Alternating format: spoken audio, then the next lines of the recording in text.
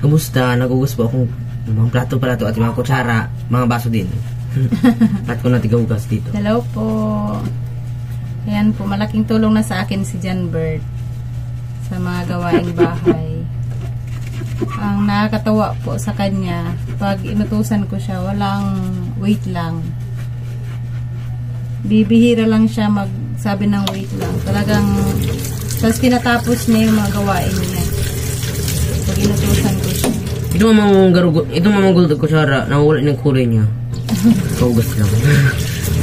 Ginagawa ko ito kasi nawawala na yung kulay niya. Naging garo silver na. Ang galing niya pati maghugas ng plato, binabanlawan niya ng maigi.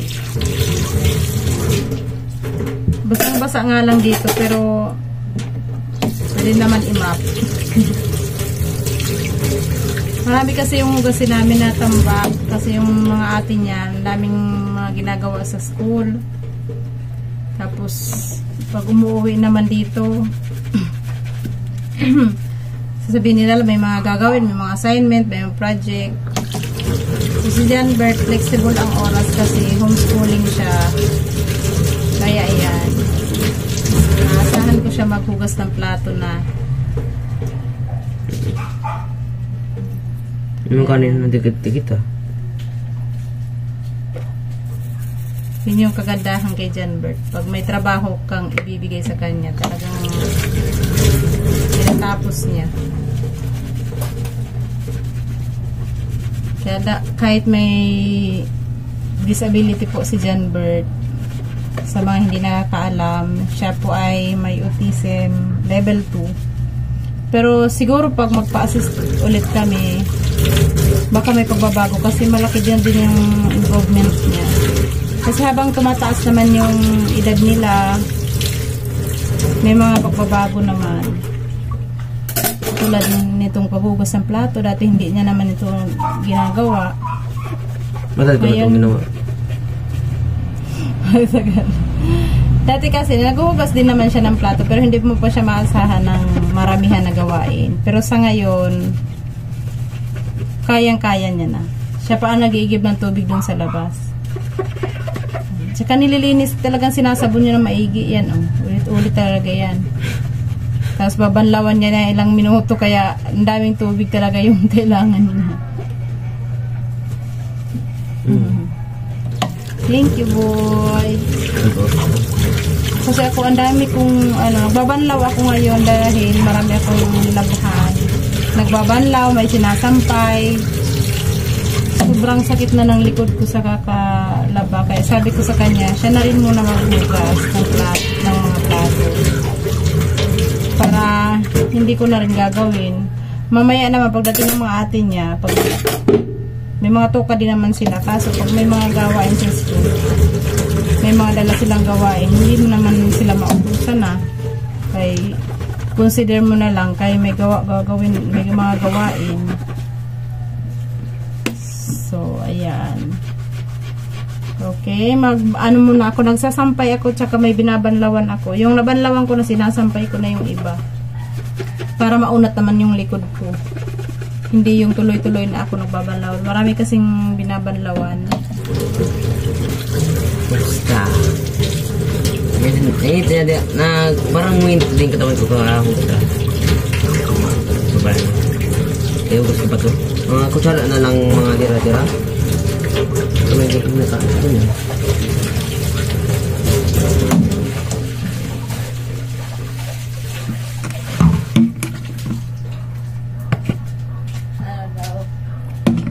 Ay, wala palang anak. Direct pala yan na. Wait lang. Direct na Hindi nagsalin doon sa lagayan ng plastic bottle. Kasi makonsumo pa ganyan.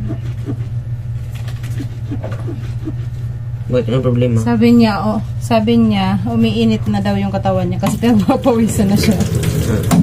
Yun yung ibig niya sabihin. Oo, gano'n. Opo.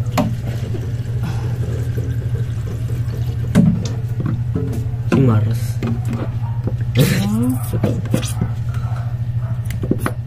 Ubus kasi agad. Bagan dyan daw, kagitita may nagkatalas ko pa ko kasi dahil yung di ko na si Venus yan. yung isa dyan nakamotor na lalaki, gusto niya daw pagpasili, pero wala na yung planet na nakikita. Pero sabi niya, sobrang sabi ko sa sunod kung moon, kung pwede na lang. Bakit ito may ano to? Ano Ano black? Kasi yung tigugas yung kayo sa takip ng kaldero, na may dumi kaya. Okay. Mauling kasi yung takip ng kaldero. Kaya, yung pang ano to sa, ano tawag, sa tumbler. Ayan, ano na siya. Umitim dahil Nagamit ng madumi. may uling. Ayan. So, ayan po. Ayan. Marami pa akong pinagbabanlawan. Ganun kadami yung labahin ko ngayon. Kaya masakit na sa likod. Yung iba, binanlawan ko na, nasampay ko na. Pero yung iba, nandito pa rin.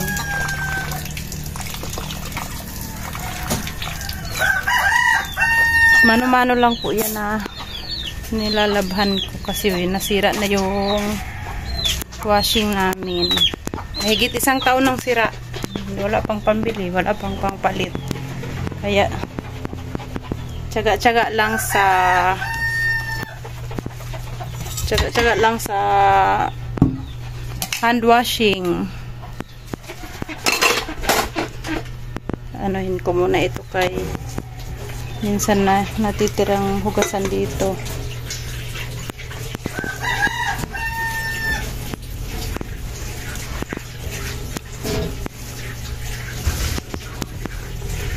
Marunong na siya maghugas ng plato. Ina-assist ko lang na maipon lahat ng hugasin para lahat niya mahugasan, kasi pag nandoon na sa may katabi niya, huhugasan niya na yan lahat. Ayan.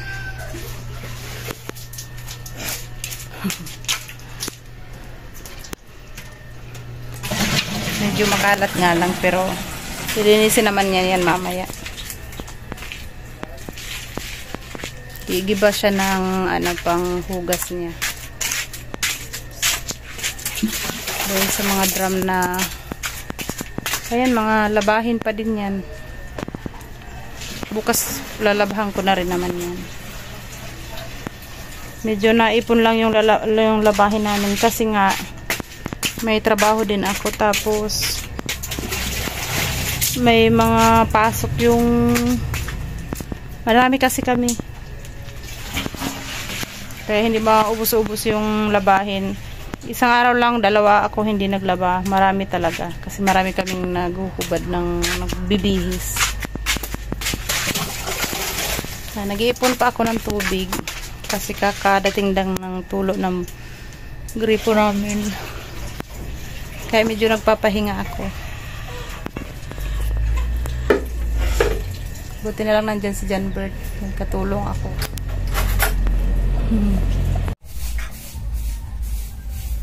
Ayan, nakauwi na si ate din. Inalok niya ako, pero sila din naman uminom. Sa'yo lahat? Ano sa'yo lahat? Ininom?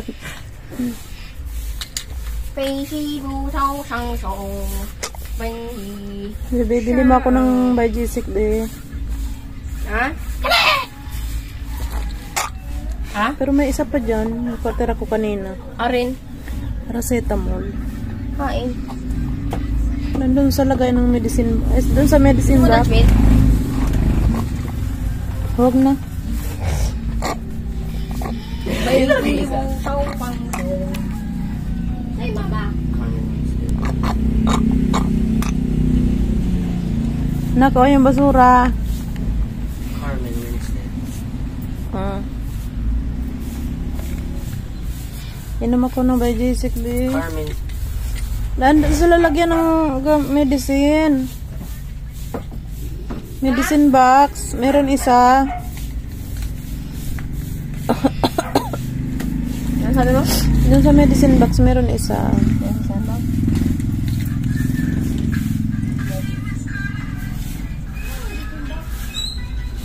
Dito yun kanina. Uminom ako ng Bajisik na tanghali dito, oh. Medicine? Diyan. Ayun, oh. Sa may salamin. Hindi, dito sa kabila. Nonoy, Nonoy. Nonoy, tingnan mo yung drum kung puno na ng tubig. Nak. Dali na, baby. Pag wala akong sakit, ako gumagawa niya. Inuman mo? By Jessica, anak, may tira akong isa.